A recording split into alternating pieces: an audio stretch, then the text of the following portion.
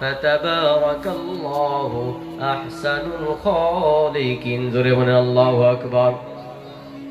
আল্লাহ রাব্বুল আলামিন উত্তরে বলেন, হালাতা আলাল ইনসানি হিনুম মিনাদ দাহরি লাম ইয়াকুন শাইআম মাযকুরা। অর্থাৎ বান্দা, তোমার কোনো অস্তিত্ব ছিল, আমি রব্বুল আলামিন সুম্মা খলাকনান নুতফা, আমি বীর্য সৃষ্টি করলাম, সুম্মা খলাকনান নুতফাতা আলাকা, স্বামী স্ত্রীর সহবাসের মাধ্যমে মায়ের গর্ভের মধ্যে এক ফোঁটা বীর্য প্রবেশ করালাম কোটি কোটি বীর্যের মধ্যে থেকে। সুবহানাল্লাহ কইবেন না? এর মধ্যে ওই বীর্যকে আমি কিছুদিন পরে রক্ত পিণ্ডুতে তৈরি করলাম। আল্লাহু আকবার বলেন। সুম্মা খলাকনান নুতফাতা আলাকা ফা খলাকনাল আলাকাতা মুদগা, এরপরে রক্ত পিণ্ড থেকে সেটাকে আমি হাড্ডিতে তৈরি করলাম। জোরে বলেন সুবহানাল্লাহ, আল্লাহু আকবার। এরপরে আমি সেটাকে একটা আকৃতি দান করলাম। সুবহানাল্লাহ বলেন। কেমন আকৃতি? আল্লাহ বলেন ফি আহসানি তাকবীম, সুন্দর একটা আকৃতি দান করলেন। সুবহানাল্লাহ। এরপরে মায়ের গর্ভে কিছু মানুষ ইন্তিকাল করে কি করে না? জন্মের পরে 2 দিন 3 দিন পরে করে কি করে না? 1 মাস 2 মাস পরে করে কি করে না? এর মধ্যে কত মানুষ অন্ধ হয়, বিকলাঙ্গ হয়, হাত পা বিকলাঙ্গ হয় কিনা? কিন্তু আল্লাহ রাব্বুল আলামিন আপনাকে আমাকে পা থেকে মাথা পর্যন্ত আপাদমস্তক কত সুন্দর করে সুসজ্জিত করেছেন। জোরে বলেন আল্লাহু আকবার।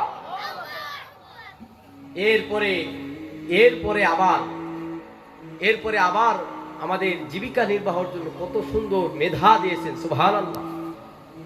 আমরা সেই মেধা অনুযায়ী কাজ করতেছি, দিন যাইতেছে, মাস যাইতেছে, বছর যাইতেছে। এইভাবে আস্তে আস্তে এই কৃষ্ণ বরণ চুলগুলো, কৃষ্ণ বরণ দাড়িগুলো আস্তে আস্তে সাদা হওয়া শুরু হয়েছে কি হয়েছে না? সাদা হওয়া শুরু হয়েছে না? এই সাদা হওয়া, হাতের বল কমে যাওয়া, গিরার বল কমে যাওয়া, চোখের জ্যোতি কমে যাওয়া, আগের মতো না খাইতে পাওয়া, আগের মতো না চলতে পারা, আগের মতো দাড়ি সাদা কালো নেই, সাদা হয়ে গেছে, চোখের জ্যোতি কমে গেছে, গিরার বল কমে গেছে। এই প্রত্যেকটা নিদর্শন আপনাকে ভেবে নিতে হবে। এই প্রত্যেকটা নিদর্শন আমার কবরের। জোরে বলেন ঠিক কিনা?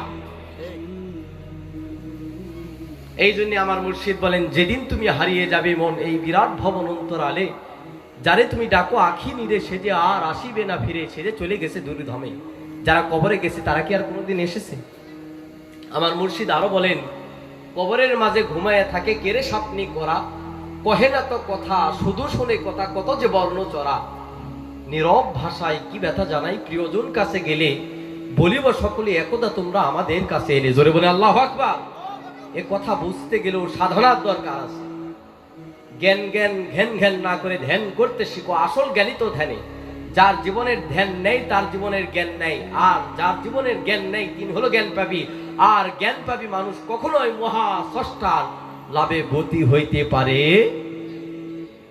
এই জন্যে আমাদেরকে ধ্যান করতে হবে, জ্ঞান করতে হবে। অর্থাৎ এই মৃত্যুর সংবাদ নেওয়ার জন্য আপনার এই কাঠগড়া যে বাজার, শেষ কথা, কাঠগড়া যে বাজারটা, এই বাজারের আপনারা যারা ব্যবসা করেন, এক কথাই শেষ, যারা ব্যবসা করেন, এই ব্যবসায় যারা সাফল্য হয়েছে, আপনি ব্যবসা শুরু করার আগে যে ব্যক্তি সাফল্য হয়েছে, সফলতা অর্জন করছে, আপনি কি তার কাছে পরামর্শ নেবেন, নাকি যে ব্যবসায় সাফল্য অর্জন করতে পারে নাই, ব্যবসায় ধরা খাইছে, তার কাছে নেবেন? জ্ঞানী মানুষের কাছে প্রশ্ন করি আমি, যে সফল হয়েছে তার কাছে নেবেন না?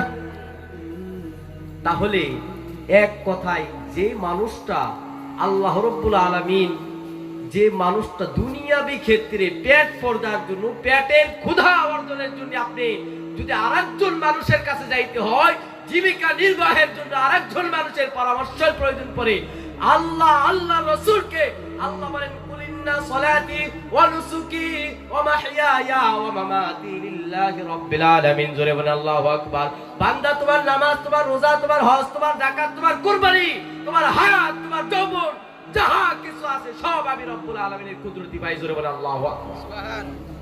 তাহলে এত কিছুর মালিক আমি, সেই মালিককে পাইতে গেলে, সে রবকে পাইতে গেলে, সে রবের মহান বন্ধু রাসূল আকরাম সাল্লাল্লাহু আলাইহি সাল্লামকে পাইতে গেলে, একজন বন্ধু, এমন একজন মানুষ যে তাদেরকে পাইছে, এমন মানুষের কাছে যাওয়ার দরকার আছে না নাই? ব্যবসার ক্ষেত্রে যাইতে যদি পরামর্শ নেওয়ার দরকার আছে, তাহলে তাদেরকে পাইতে গেলে, আল্লাহ আল্লাহ রাসূলকে পাইতে গেলে একজন মুর্শিদ, একজন পীর, একজন সাদিক বান্দা, আল্লাহ বলেন ইয়া আইয়ুহাল্লাযীনা আমানুত্তাকুল্লাহা কুনু মা'আস সাদিকিন ওয়াত্তাবি'উ সাবিলা মান আনাবা ইলাইয়া। বিভিন্ন জায়গায় আল্লাহ রাব্বুল আলামিন বলছেন তাদের কাছে যাইতে হবে, তাদের সান্নিধ্য থাকতে হবে, তাহলেই যারা পাইছে তাদের কাছে যাইতে হবে, যারা পায় নাই তাদের কাছে না, যারা ধরছে বেশ তাদের কাছে যাওয়া যাবে না। আপনার দেখতে হবে আপাতমস্তক পা থেকে মাথা পর্যন্ত রাসূলের সুন্নাত আছে না নাই, দেখতে হবে আল্লাহর হুকুম মানে কি মানে না। এদিকে আমি এই জন্যই শেষ করে গেলাম, আমি কথা শেষ করলাম আর দাওয়াত দিলাম আগামী মাসের, এই মাসের 9, 10, 11 তারিখ মানিকগঞ্জ দরবার শরীফ আমাদের সবকের মাহফিল। ওখানে আমার বাড়ি জয়পুরহাট, আমার পিতা যাত্রা করতো, ওই দলের লোক আছিল। এখানে আসার পরে তিনিও আপনাদের মতো দাড়িওয়ালা, টুপিওয়ালা, জুব্বাওয়ালা হয়ে গেছে। এরকম হাজারো দরবার আছে, ওনার দরবার আছে, গতকাল দেখে আসলাম। সরসেনা দরবার শরীফ আছে, অনেক দরবার শরীফ আছে, হক দরবার শরীফ। ওখানে যাবেন, যায়া যতটুকু আপনার গ্রহণীয় ভালো লাগবে গ্রহণ করবেন, যা বর্জনীয় তা বর্জন করবেন, কিন্তু কোনো সময় বিরোধিতা করবেন না। হাদিসে কুদসির মধ্যে আছে, মান আদালি ওয়ালিয়ান ফাকাদ আযানতুহু বিল হারব, যে বান্দা আমি আমার মনোনীত বান্দা, আমার ওলি বান্দার বিরোধিতা পোষণ করলো, স্বয়ং আমি রব তার বিরুদ্ধে যুদ্ধ ঘোষণা করি।